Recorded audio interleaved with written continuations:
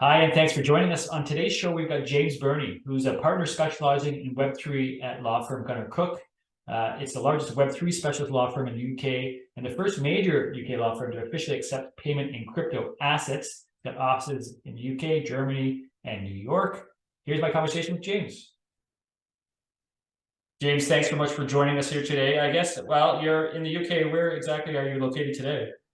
I'm actually physically in Eastbourne, which is outside London. It's where people from London tend to go to retire. So I'm kind of living in the old folks' home of the UK, which is the place to be. I love it. Yes, the place to be. That's very much like our Florida, where all of our all of our elderly or snowbirds end up residing in Florida. So that's good for our audiences in both of those locations. They'll enjoy and throughout the world. Thanks for joining us here today. Happy to be speaking with you because of all the questions and all the discussion that we're getting with respect to crypto and Web3.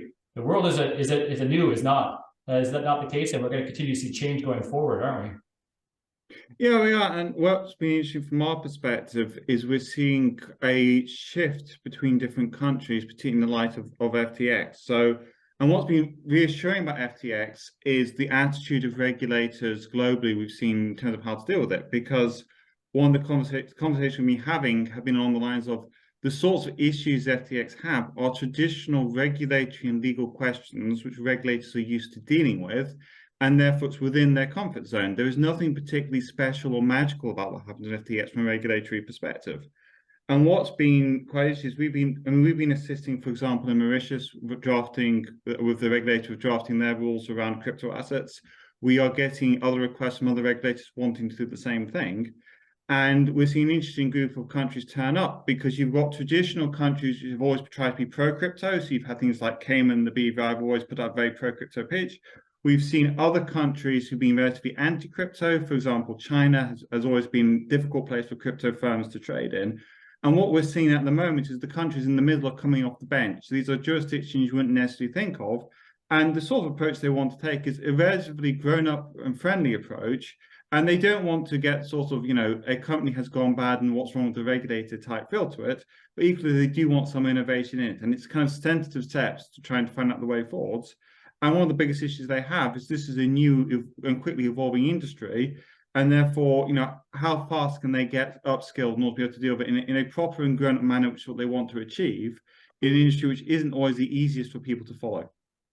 Yeah, I like the way you're describing that too. There seem to be at least many jurisdictions are looking to do it in a grown-up way. They understand it's a nascent industry, but it's one that's here and appears as though it's one to stay. And so they're looking at the best ways of managing that, or as we're describing now, regulating that. What would be some of the general principles that you see for the more favorable jurisdictions that you see evolving? So if we were to discuss basic principles, or for people to think of how this is likely to evolve, what are some of the regulatory schemes we can expect to see? So broadly speaking, there are basically three things from a lawyer's perspective to look out for, and then there's the fourth, which is the joker factor. The first one is AML and KYC. That's the laws on which you're based. When you hear people structuring offshore, those are the rules which they want to comply with. And the issue there you have a wide range of approaches being taken. So in the UK, it's a very high bar to get that, and this puts a lot of people off. In other places, it's easier. And in some countries, there's virtually nothing there. And it's about getting something which your compliance department and your lawyers are happy with without actually busting the bank doing it. The second set are the securities, which for Americans is always a contentious area. But interestingly, you get different groups of countries tend to follow in a pack here. So Europe tends to take a certain approach. Arabic countries tend to follow Europe because effectively it's the same sorts of people in both areas. The US and Canada tends to take a particular approach, and then other countries might do their own thing. But you get this sort of grouping of countries in that respect. The third area is going to be as regards, particularly around advertising. It's about basically those rules created to stop people gaming the system. And we've seen all this before in the context of hedge funds. So if you look at the average hedge fund, they tend to be set up in the Cayman Islands, and then they are sold inter-country from the Cayman Islands. But in order to do that, they have to comply with local laws and all the rest of it. And there's a plumbing which comes into the system. And we're starting to see the same with crypto assets. The fourth bit, which is the joker factor, is as regards service providers, because you can have the world's gleamiest, shiniest, most cool system on the planet from a lawyer's perspective, but if you haven't got, the people there to find your directors, the people there to do the admin, the people there to do the accountancy, the people there to do the banking, then the whole thing is a dead man walking. And a particular issue people are finding here is as regards banks. Traditionally, it's always been an issue. And an issue we're going to see a bit more of as regards accountants, particularly in light of FTX, the risk appetite certain accountancy firms has diminished, which means it's hard to get accounts than it used to be. And then also, of course, contract audits. So, security audits, coding audits are the other group, which are getting increasingly harder to put in play. So, that was a great summary, I think. Thanks for everybody put it together. And you're right, as this continues to build out, looking to see the processes that are in place. With respect to the first that you described, the AML, the KYC, what are, again, I know it's jurisdiction dependent, but what are some of the guiding principles there? Sure. So what you have, the reason why, there's a sort of historical quirk to the whole AML and KYC thing, which is as crypto became prominent was at the same time as the fifth money laundering directive was being put together in Europe. And the issue you had was because the way the European mindset works, you focus on a piece of regulation, you put it together, you put it to bed, you move on to the next piece. By virtue of an accident of timing, the focus at the time was on money laundering at the time crypto businesses were being looked at. And the stress you've had in the room is regulators have tried to leverage the money laundering rules to go beyond what they were really designed to do. And that has led to problems. So, for example, money laundering is about stopping people from laundering money. I mean, it's as simple as that, really. But they don't allow for example, passporting from one country to another, which is a European trick where you get licensed from one country to another. Money laundering don't allow for that because it's not about that. In the UK, you've seen a certain stress in the room because, for example, the regulators are interested in protecting consumers. But the fifth one wasn't about protecting consumers, about stopping money laundering. So historically, you've seen this problem which regulators have had, which is trying to protect people, but not having the relevant tools to do so. What we're seeing at the moment are regulators being given the relevant tools, and therefore money laundering, we would expect in the next couple of years, is going to be put back into its box as being about money laundering, and the new tools come in. And to give examples, Dubai has come up with its own specific crypto asset legislation to stop conduct business. Kazakhstan has done the same. The UK is taking its own approach, and you've got MiCA in Europe. They've taken different approaches, and what you're seeing between the regulators, there's a lot of overlap, and there's what's your specialty.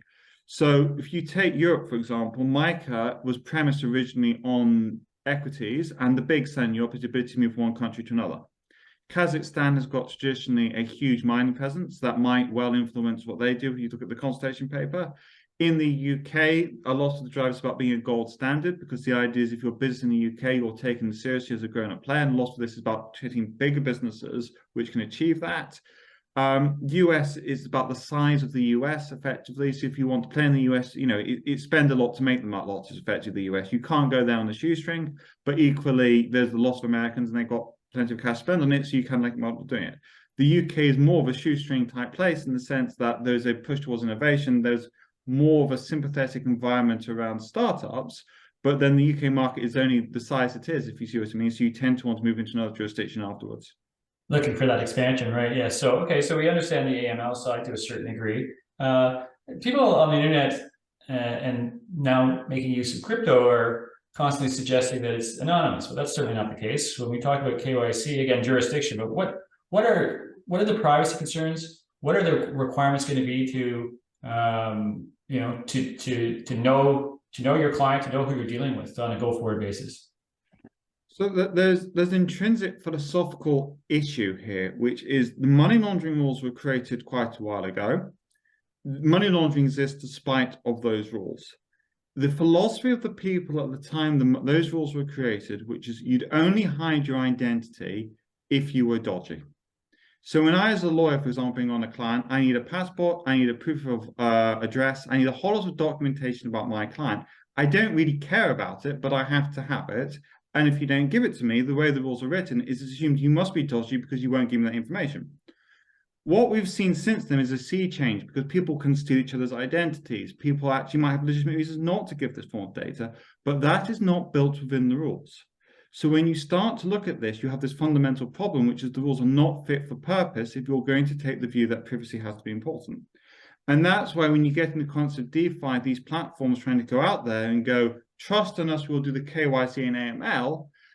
In one sense, you could go, well, they've done it, so as that we can rely on it. But no, actually, from a lawyer's perspective, you can't rely on it because the rules are, no, you have to take responsibility yourself.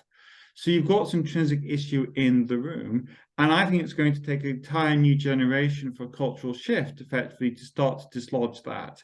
It's also going to take those in the community are going to have to operate in a way which means that they earn the trust of the regulators that they actually want to do it. And there's going to be an even more interesting debate, which is at some point are regulators going to come out and say that using some of these is okay, and then involves a regulator green lighting a technology, which is not something regulators traditionally do. So we're a long way from kind of the ideal which those in the crypto community will have. But then again, on the other side, you know, fundamentals are being shaken. And again, this is going back to the FTX's shaken fundamentals. Because one of the issues around DEXs is they tend not to do KYC and AML. So from a regulatory perspective, you have a fundamental issue, they are not complying. But if FTX had been a DEX, which you could have seen all the assets, it may not have gone insolvent. So we're moving away from a debate of do we or do we not comply with KYC to a debate of which is more important, financial robustness or satisfying KYC requirements. And that's a lot trickier for people to go, just comply with the rules because you comply with the rules, and if you don't, you must be dodgy. So there is a massive question mark being created in the room here, and it's going to come down to quite a philosophical discussion as to which side of the bench you want to sit on. But the traditional people who put this together, it would never occur to them why you wouldn't want to disclose your information, and that's the first hurdle which has to be overcome. That's right. There's a disconnect that's occurred there with the crypto community and, as you say, traditional regulators. Well, how does decentralization come into play here? So, yeah, decentralization. I mean, now, to be a regulator, the regulator needs a party which it is able to enforce its judgments against. To the extent that projects are decentralized, well, is it even possible? And how is that going to impact things? Yeah, so that's quite interesting. I mean, the decentralization argument runs along the lines of we're decentralized, therefore we're outside the law. That is nonsense. It was tried with the internet when people went, the internet is not in any jurisdiction. No, every single country, if you come outside of everything, you come into everything. So if you're genuinely decentralized, you can apply every country, law of every country in the world, including North Korea, Afghanistan, Uzbekistan, any country on the planet, and you're going to have to apply for that. And we've had a client once who actually literally got an opinion for every country in the world for their project, because they want to be seen as truly decentralized. But decentralized here is not about reducing your legal risk, it's about kicking it straight up into the air, because you're now everywhere rather than in a single jurisdiction which you can plan towards. Then you get the group of is it legal if they don't know who I am argument, which is the Agatha Christie dead body in the room, which if no one knows who committed the murder, murder becomes legal. And you're sitting there going, I'm afraid murder is still illegal. They just don't know who the murderer is. That doesn't mean that they've got away with it in the sense of legally they're now above the law. It's just we don't know who the murderer is yet. So that doesn't really work as a principle. That being said, decentralization has a lot of benefits. It's more robust, it works. So you've got that whole language. So it's definitely positive in the room. And then lastly, the only thing I just pick up on is the term regulator, which is quite an interesting term, because when people talk about regulator, they think SEC, they think FCA, but there's actually a whole lot of soft regulators out there. So you take a bank. Banks will want to do KYC and AML on the people using their banking infrastructure. They will not give banking support to projects which they feel are intrinsically illegal. That is a soft form of regulation. So when you look at decentralization, who is going to operate a bank account? Who's going to operate it? Can you open up a bank account? So we as a law firm accept payments in crypto because for some of these decentralized organizations, as a matter of principle, do not want to open up a bank account because as soon as they do, they must be centralized because someone's opened the bank account. And then the last thing, which is always an entertaining one, is again, you know, it's when you say, well, decentralized, that's an easy thing to claim.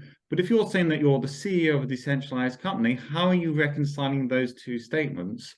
And that becomes quite an open thing. And what are you trying to achieve at the end of the day? If you take DAOs, we get people who go, I want a DAO because I want to give governance rights to my clientele.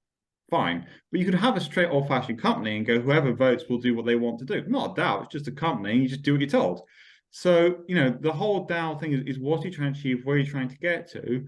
And it's more a question of philosophically, what are we trying to achieve here, then build the infrastructure, rather than a sort of, we're now decentralized because I clicked a button. Because effectively, whoever thinks decentralization is ever hasn't what Star Wars is an entire galaxy. Well, we're not an entire galaxy because we're just a human race, so we're centralized on Earth. Actually, we're only centralized on those people using blockchain on the Earth. Actually, we're only centralized on the token holders within that blockchain on the Earth. So I'm afraid we're already centralized. The question is how centralized effectively. So it becomes a sort of line as to how far you want to go. That's a great way of putting it. And yeah, sort of humorously, we are centralized, and I'm constantly having a conversation with those that suggest they aren't as to what they actually are. Then you mentioned DAOs. Let's get into even, so someone's trying to structure a decentralized DAO.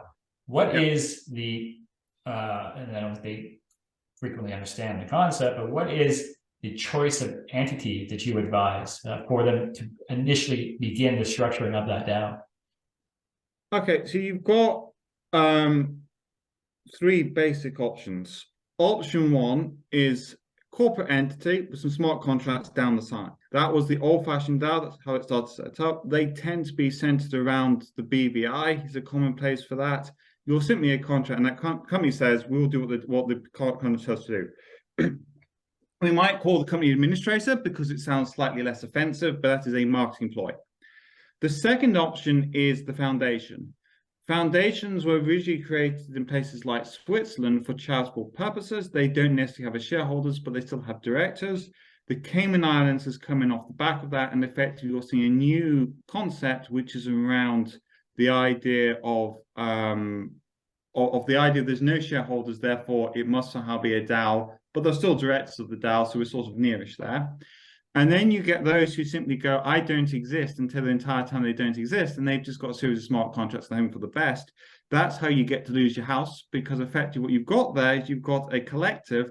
Everyone in the collective could be held liable, and this is where if it goes bust, if it goes wrong, if it gets sued, every single person within that could be held personally responsible for that, because you've just lost all your protections and all your wrappings. What's quite interesting in the UK at the moment is there's a move towards getting DAOs recognised as a legal construct in the UK. And one of the interesting questions being raised throughout that entire process is what do we want to achieve when we want to have a DAO? Because you're getting very different philosophies and meanings by different people, between those people who just want to say, I want a DAO because I want to stay outside US securities law, may or may not work as a strategy, but that's their entire plan, to those who have a more fundamental philosophical thing along the lines of giving power back to a group of people. But I think the key point here is to start off with what you're trying to build and then get a wrapper. Don't obsess with the DAO in and of itself, because effectively what you want that. And then the last point which we're looking at is contracting with DAOs. Because DAOs come at a cost. And it goes back to the chocolate bar example. So, people go, I am decentralized, and you go, great. You go, let's have a contract. I'm now contracting with this amorphous organization. Fantastic. So we can't negotiate. We can't sign anything because they refuse point blank to sign because they keep telling me they don't exist. So we enter into the chocolate bar scenario, which is I go to the corner shop, I buy a chocolate bar, I give the guy 50p, he gives me a chocolate bar. That is a legally binding contract to buy a chocolate bar. This is how you end up contracting with the DAO. So effectively, you create your terms and conditions when you contract with the DAO. The DAO will do things, an action, so it might involve clicking on your website or doing a thing or whatever the members do. By virtue of doing that, they've agreed to your terms and conditions. Those terms and conditions you're going to slant to be in your favor as much as possible, because unfortunately you've now got to the point where you can't trust them, you can't sue them or do anything, so it has to be structured in your favor, because you can't really go after them effectively, they can only come after you. But they can't do anything about that because they refuse to acknowledge their own existence, so they won't negotiate anything. So you enter into these very one-sided deals whenever you enter into a DAO, because effectively you're negotiating against someone who doesn't exist. And as a lawyer, you're always going to protect your client. So as a result, you end up in that kind of box effectively. And that's why, that's one example where DAOs do come at a cost. So the question then is philosophically, is that a cost you want to bear in order to run your model? Yeah, is it worthwhile to do so? And what type of certainty or uncertainty really are you going to have by virtue of this chosen of the way you've chosen to do business? Yeah, certainly we're seeing a lot of that. Interesting that jurisdictions continue to be chosen. I think there's jurisdiction shopping, and this will continue to evolve. I mean, this is just, as we said earlier, a nascent industry, and people will continue to figure best practices and rely upon people such as yourself and myself to determine what that actually looks like. What kind of things are you seeing? You were involved with the first ICO in the UK.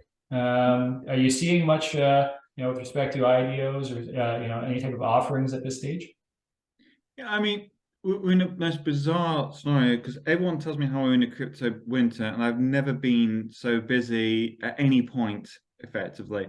What we're seeing at the moment is we're seeing people move towards safes. Safes are generally end badly, as far as I'm concerned. I'm not a fan of safes at all. I think there's an element of copy and paste the freebie document on the internet, which is nice, but no one's thought it through. No one knows what they're doing, and it sort of hits endless walls as it goes past. And also it doesn't always fit with the fund objectives, which is another thing just to bear in mind, because if your fund is to invest in tokens, you then can't really give them equity. So it comes at a cost, but people start moving towards wanting equity along with their tokens.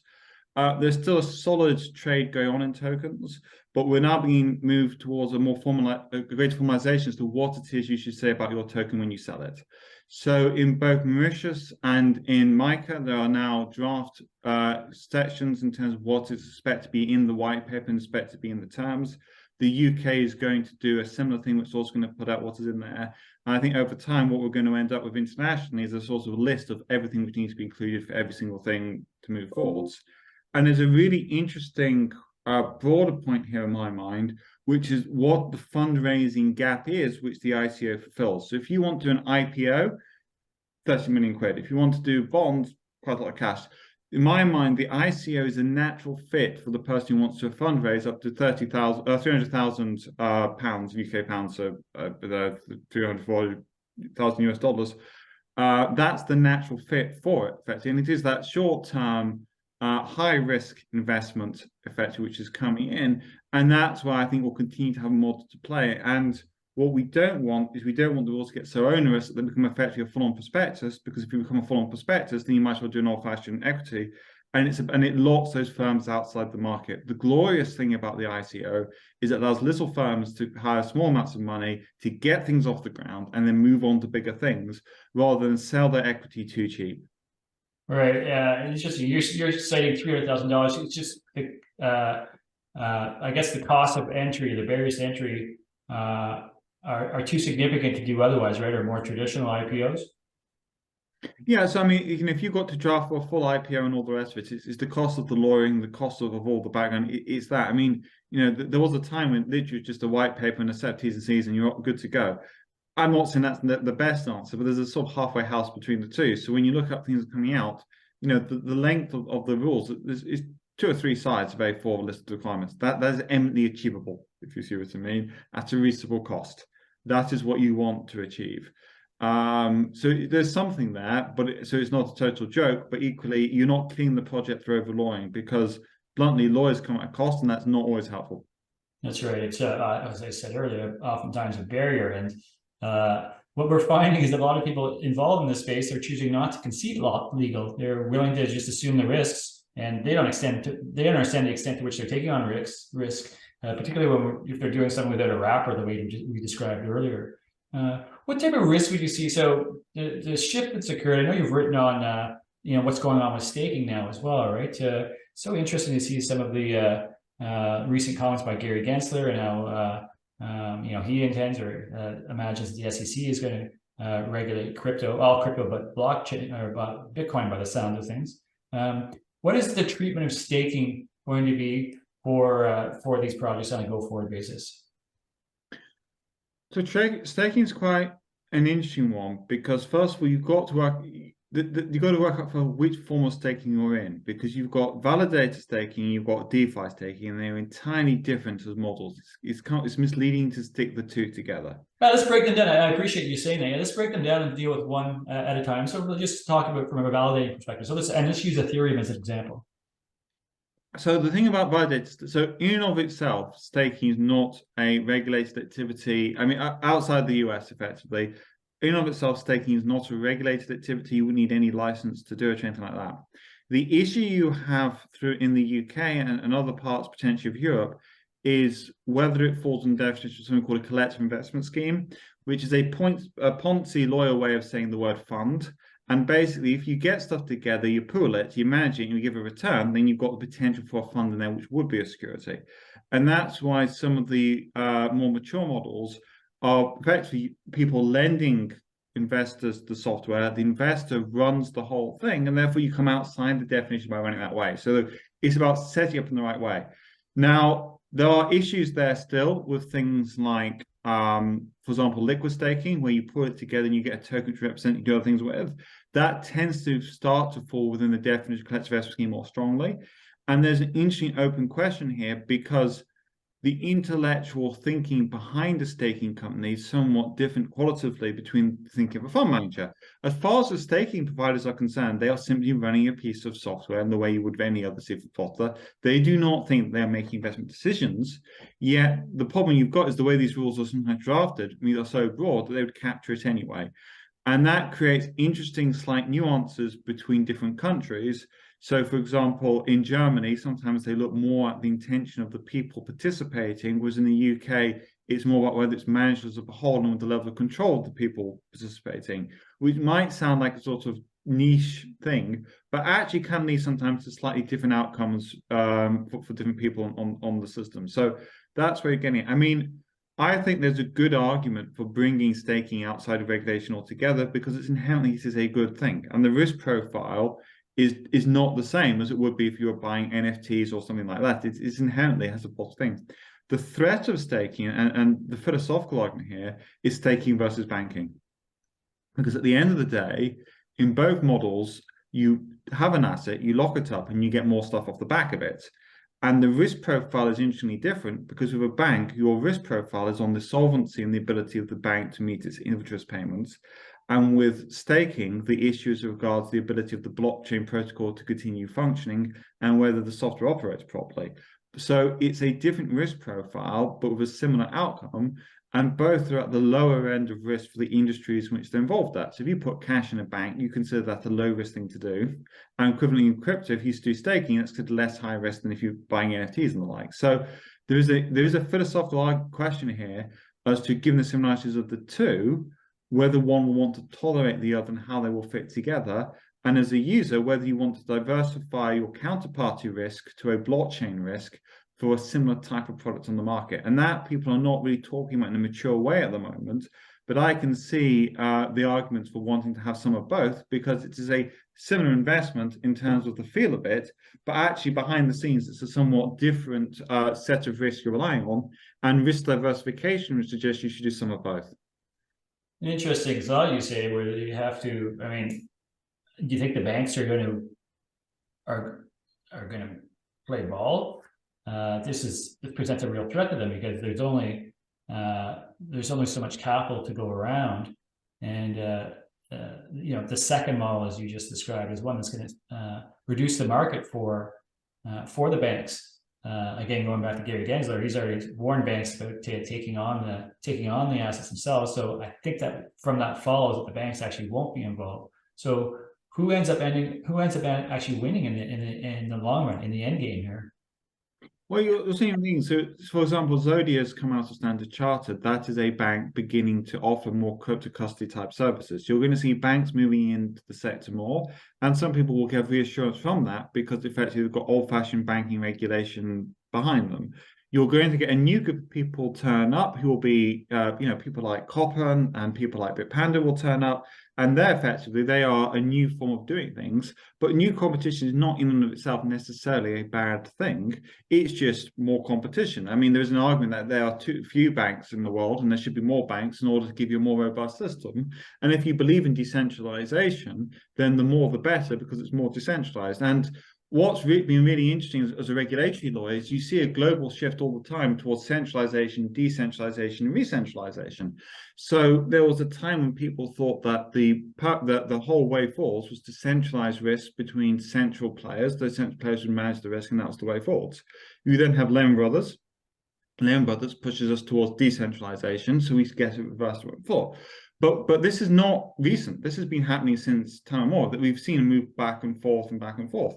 There was a time with the Scottish banking system, if you don't mind going off piece slightly, where each Scottish bank had its own currency and it was a fully decentralized model. That was then brought together and there was a central currency across all banks. You've got the British pound note, and that's how it went in that way. That's moved from decentralization to centralization because it was considered better because things were less likely to go insolvent. So there is no good answer here. But what you get is you get a reaction. And at the moment, the reaction is away from centralization to decentralization. Neither is the right answer, neither is perfect, but if something goes wrong in decentralization, the move will be back towards centralization. And this is just going to go on forever, effectively, because neither are right. And all you can hope for is somewhere in the middle where you try and get the best of both worlds.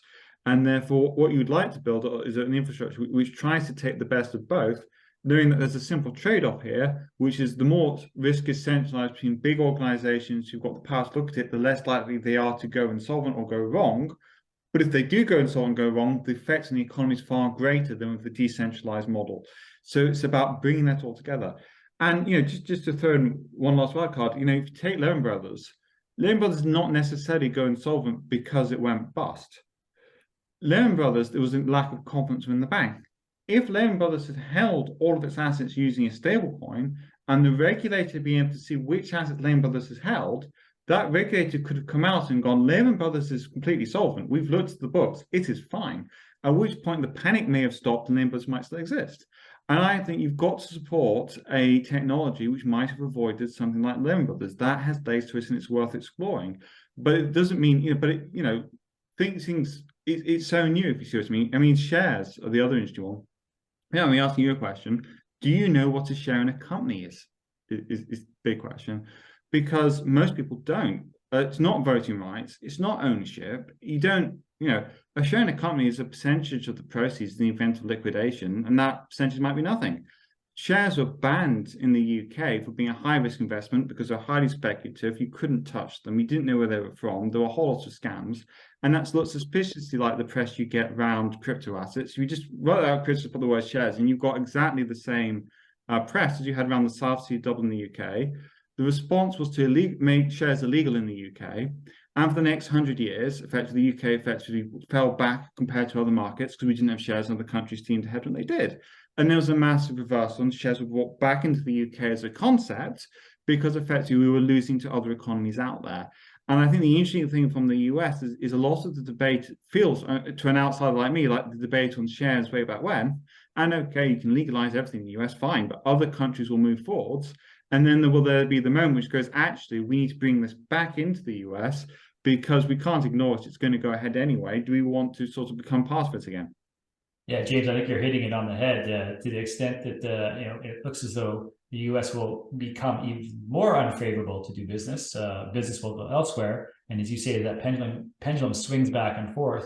There'll be a determination made that it's time to get back into that game. You mentioned stable coins. It's interesting as well to think of nation states and banks attempting to create their own cryptocurrencies as well. Do you think that people will want to use a CBDC? What do you think the uptake of the products that are now being developed by the banks and nation states are going to look like? I mean, it's interesting because it's always pitched as a battle of CBDC versus private crypto assets. I don't see it in those terms. I think CBDCs will be used. Let me just give a sort of another one. So you want to move money from bank A to bank B. The original legal system, which came into effect around moving money from bank A to bank B, was created at a time before the internet where people literally put the money in a wheelbarrow and they took the wheelbarrow from one bank to another bank and they deposited it in the other bank, and that's how money moved from bank A to bank B. This is why you have a settlement period of a couple of days when you move funds across to allow that wheelbarrow to get going across the streets. Now, we no longer do that. But what you do have is a model where banks have kept this. And what's really happening at this point is the bank is keeping the money, the bank gets paid interest on that money, and therefore it is an additional set of money which goes to the banks, not to the consumer, which is the bit where the wheelbarrow goes across, it's actually interest being earned, because there was little incentive to update the rules when you could just get paid interest instead. With crypto assets in a CBDC, that money might move across in 10 minutes. That would speed up settlement times. Now, you might tell me that this is a nonsense because you could speed up anyway, and the answer is yes, but unfortunately, we need an excuse, and the excuse here is a blockchain-based currency. Other things you can achieve here is better settlements. If you're buying and selling stuff on an exchange, the ability to have real time, know where the money is, may move across. You could sell tokenized securities for CBDCs in a way which increases settlement and makes it easier to make it faster. So I'm not really pitching CBDCs in some sort of philosophical end of the world type, it's all changed type moment. What I'm saying is there are certain use cases where it is very, very useful for the CBDC to exist. You do have the dark side. So, for example, you know, the ability to what people spend stuff on, the ability that, and depending on your philosophy, you might have a different view. So, seeing what people spend on, you know, what's quite funny, people say that, people go, completely right, we should do that. It stops money laundering, it stops the bad guys taking the money. And if another government says that, go, this is government surveillance, absolutely outrageous, they can see our every move. And it's the same set, and it simply comes down to your politics and what you make of the person got it, whether you trust them or not, effectively. But you can have that level of surveillance also with a private currency. It's no different. People tend to trust private companies more than governments because they do. I'm not going to go into that if you see what I mean. And that becomes the other philosophical part of it. So I think there will be CBDCs. I think there are specific things you can point to where they will make life easier, and people like their lives to be made easier, so they will do that. I don't think they're going to replace traditional private currencies either, if you see what I mean. But I think there's a different market, a different group of people who want to do it. Not everybody gives them monkeys about holding a Bitcoin. It's simple as that. Some people just want to be able to move their US dollars from one place to another. And if it's done in 10 minutes rather than 3 days, fantastic. Call it a CBDC. I don't know what a CBDC is, but I can get my dollars from one bank account to another. That's what I want to do because I want to buy McDonald's at the end of today. Yeah, I think you're quite right, and it's also who's going to make it easiest for me, right? It's the on ramp. I think is going to that's the biggest barrier right now. I think it will continue to be so. So I couldn't agree with you more in that regard. I think there'll be a general distrust of the CBDC. I think if people more sophisticated have an alternative, then why not use a trustless, system where they don't have to rely upon, a bank or some third party, where they know they can actually send it to themselves or control the process itself. But that's, as I say, as things evolve, we'll continue to watch. For the most part, most people won't be educated to the things that we're discussing here, won't really care, as you say, just great, move it quickly at the best price for me, with the least amount of hassle. So I think that's what we'll end up seeing with regards to those. What about NFTs? Get turn the conversation to that a little bit, because I'm just watching to think about how things have evolved there. And as I say, NFT, I'm not just talking monkey pictures, but certainly we've seen a great amount of value be created through these, and an industry emerge. For NFTs themselves, what do you think the future holds for them? NFTs are interesting because, the sorts of people you have who are regulating crypto assets tend to come from traditional securities background. If you look at fungible tokens, I'm not saying all, but a lot of those tend to mirror investment-like type things. So they sit there and go, this feels like an investment. People are buying things to make money. Therefore, they feel they've got a role in it. NFTs can be anything from who votes and who plays at a rock concert to membership of a club. It can be literally anything you want. So you've thrown this joker in the room, which is a whole lot of things which have absolutely nothing to do with investment whatsoever, are suddenly in this world of crypto. And what we've seen from a UK perspective is a sort of a recognition of that, and therefore some of the new rules coming into the UK will not apply to NFTs because the nature of the business means that they're not doing that type of thing. But what you then get is those who are involved in the old-fashioned, more investment sense go, oh, if I caught an NFT, I'm outside of the law. Brilliant. We'll just make everything an NFT and bugger it, we're off to the races. Now, that will, of course, cause friction back again. So you're going to enter this debate as to what should or should not be caught. And that's going to be an interesting thing over the next few years, effectively. So with the shift that occurs, you say people will look at the best way. What is the best way to actually structure it then to avoid that? Well, again, this is going back to the three parts, and you know, to be completely blunt about it, it's easier when you're not dealing with the US. So let's part the US for a side, because the US securities debate, better minds than mine can spend quite some time on it. But from a straight, from a non-US perspective, you know, the first question is AML and KYC. Well, yes, you can use NFTs to launder money, so it'll fall within the local AML and KYC rules. They will tend to want to be caught as long as they can use to move value from A to B. So that will tend to apply to any other asset. So you're going to do your money laundering. The securities question then just comes down to the fact that in quite a lot of jurisdictions, there's a list of things that are securities. And if you're not on, and most, you know, things like equity, things like bonds, you kind of know it when you see it. You've got the two joker factors in the room. The first one is payment services. Most NFTs are not used for payment services. Let's park that one. It's going to be quite a novel thing to get it within that. So probably let's not worry about that one. And then the last one is the fund question, which is the one we keep coming back to. But the fundamental starting point of that one is getting a variable return linked to someone else's discretion. So if you get a fixed return, or if you get no return, you tend to be fine. And that's why NFTs tend to generally fall outside the scope of most securities, because most people with an NFT are not looking to get any form of return. They're looking access for goods and services, effectively, in some way, shape, or form. So it'll tend to fall outside of that. And then the last one is going to be advertising, which again, you know, that when you look at it, you know, the people who regulate advertise, you've got the old-fashioned securities advertising people. They will tend to not want to get NFTs if they're not anything to do with securities. But again, if you're promising, you know, an infinite return and so on and so on, then effectively you're going to start to get people's attention. And there are old-fashioned advertising standards authorities out there who also come into play. So when you make dumb statements, they will tend to wake up at the same time. So it's a different infrastructure. It will work, which is, I mean, it'll be lighter touch than securities.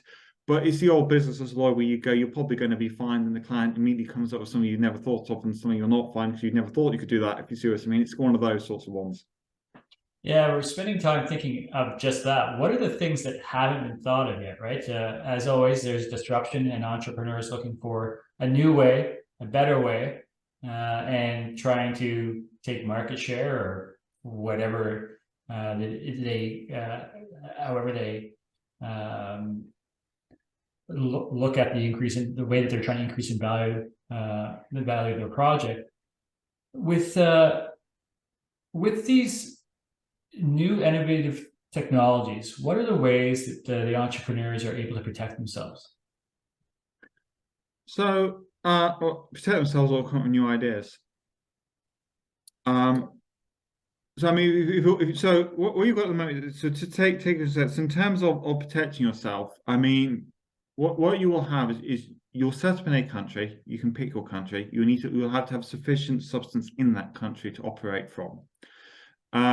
Those would be the home rules, effectively, and those are the ones which you apply with because of virtue where you're based.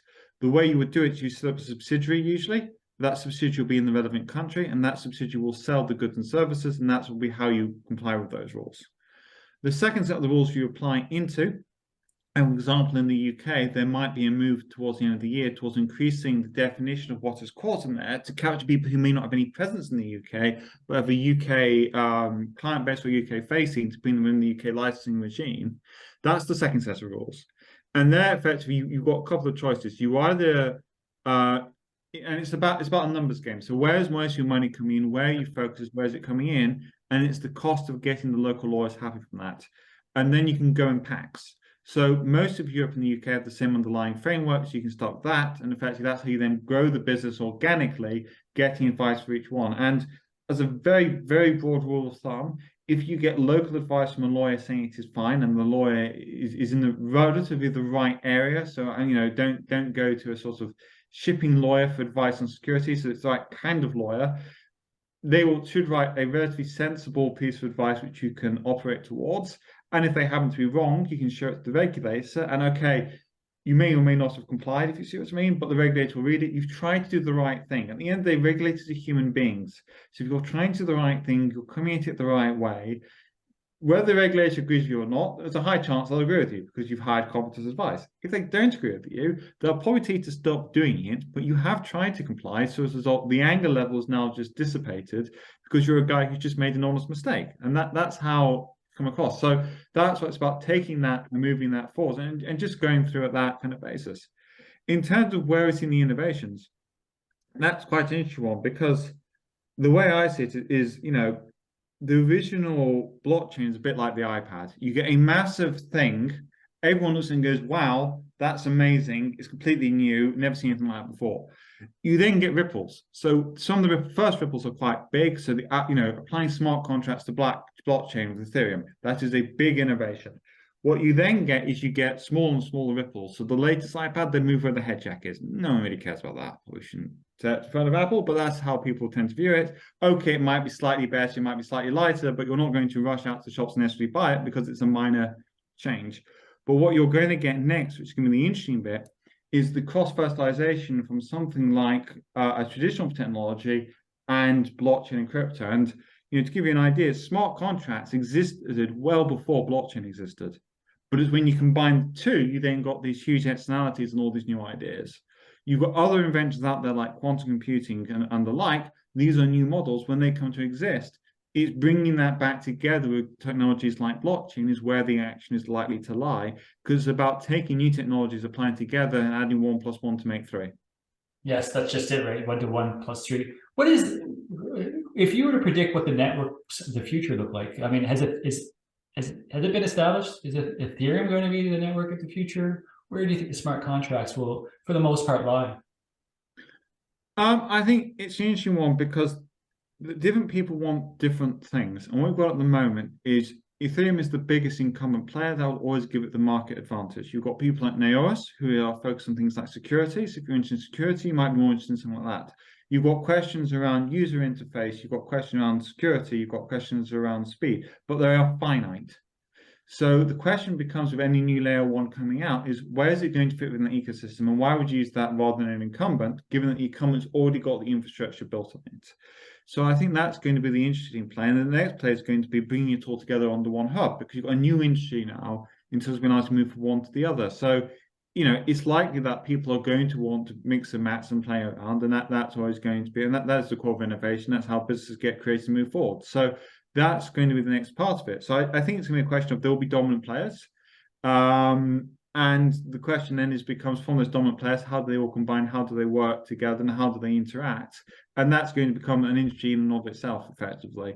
I mean, what's been interesting at the moment is you'll see new languages being created and destroyed effectively. And again, I'm no coder, but the question is which ones are the right ones to move forward is going to become an interesting question for the future. The other thing that's going to be interesting is I think it's going to be a huge generational shift.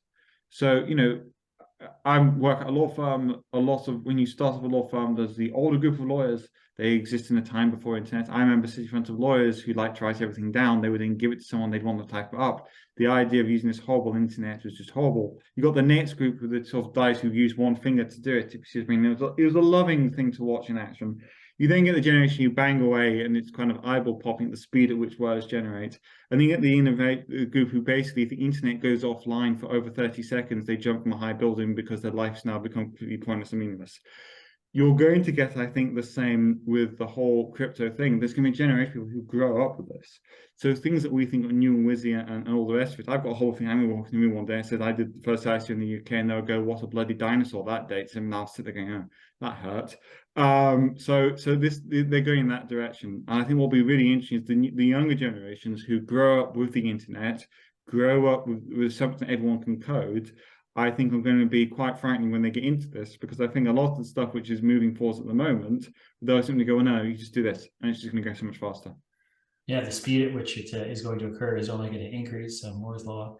And as we see this industry evolve, we do appreciate the speed at which you've gone through all the concepts with us here today. You mentioned for people that are looking for advice, as you say, it makes sense to talk to somebody that understands the issues, can give you an opinion, at least that you can fall back on or keep in your back pocket. Depending on how things evolve, it's certainly going to be a good idea to have something like that. James, what's the best way for people listening to reach you, find you, hear more, and maybe learn more? Sure. So you can either email me. My email is James, JAMES .Burnie, BURNIE at Gunnercook, GUNNERCOOKE.com, or on LinkedIn, James Burnie, BURNIE FRSA. That's great stuff. And thanks for spelling it that way for most people listening. And we'll have all this, of course, in the show notes and everything as well. James, we really do appreciate your time on here today. I look forward to discussing these issues with you again in the future as things do continue to evolve. I love to end these shows with one thing that somebody building a project, one thing that, or maybe it can be more than one thing, but best practices maybe is the best way of saying it. For those that are building, that are looking for the disruption, for the waves of the future, what are some things, or what's something that you could leave people with here today? So nobody loves lawyers. You look at them and you think that's very expensive. I don't want to do that. Bear in mind, if you're smart with your legal and compliance, that can become a money-making opportunity in its own right. So have a think also about how you can use this to your advantage as well as being a cost. Because if you can make the legal and compliance side make you money, that's a good thing. There you go. That's well said from one lawyer to the next. James, thanks so much for being on the show today. Look forward to next time on The Millionaire's Lawyer. Great fun. Thank you very much.